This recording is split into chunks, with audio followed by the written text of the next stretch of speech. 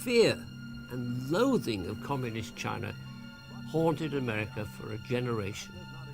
The turning point was Japan's surrender in August 1945.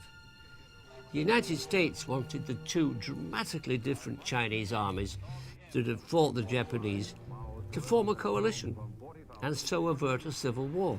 It would have taken a diplomatic genius to unite the nationalists under Chiang Kai-shek with the communists under Mao Zedong. Too bad Henry Kissinger wasn't available. He was a 24-year-old soldier in the American Army. Ambassadors matter. President Roosevelt sent the wrong one. Ambassador Patrick Hurley, a Republican, was a former Oklahoma cowboy and oil speculator given to venting ear-splitting Choctaw Indian war whoops.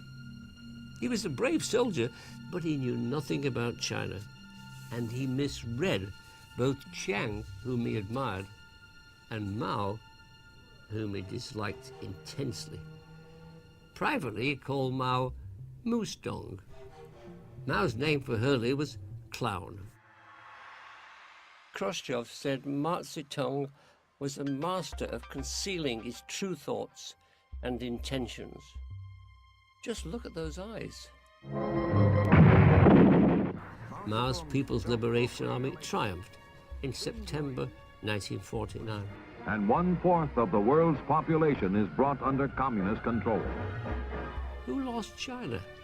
Hurley did. But Democrats were blamed in every election thereafter. We kept China out of the United Nations. We spilt American blood and treasure in 2 wars, Korea and Vietnam. Divide and encircle, conquer and enslave. With our doctrinaire conviction that an expansionist nuclear China instigated them both as proxy wars in a sinister conspiracy contrived by their masters in the Kremlin. Harmony between the Chinese dragon and the Russian bear. Every presidency overrated the pull of Marxist ideology and underrated the force of nationalism. From Franklin Roosevelt to Truman, through to Eisenhower, through to Kennedy and Johnson, and vehemently into the ascent of the chief Red Scaremonger, Richard Nixon, elected the 37th president in 1969. Yet on February the 1st, 1969, we find this same Nixon changing the course of history by dictating into a tape recorder. Not one of the notorious Nixon tapes, but a note on a small personal tape recorder to a new staffer, Henry Kissinger, urging him to try and find a way of opening a door to China. Nixon had been quick to note rising tension between the Soviets and Chinese. Indeed, border fighting began just 3 weeks later. What risks the co-conspirators took? Risk of domestic fury. Americans were still dying in Vietnam. Risk of sacrificing Chiang Kai-shek's remnant nationalists holed up in Taiwan. Risks in enraging the Soviet Union. Risks of failing to international humiliation.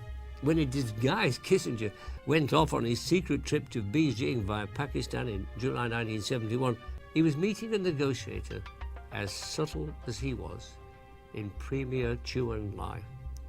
And when he arranged for President Nixon to follow him on February the 21st, 1972, there was still no assurance that the president would meet the unpredictable Mao.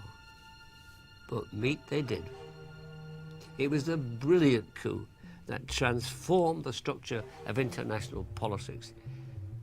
This will shake the world, said Chu En-lai when he and Kissinger agreed the communique. Kissinger closes his own new history on China with an aspiration.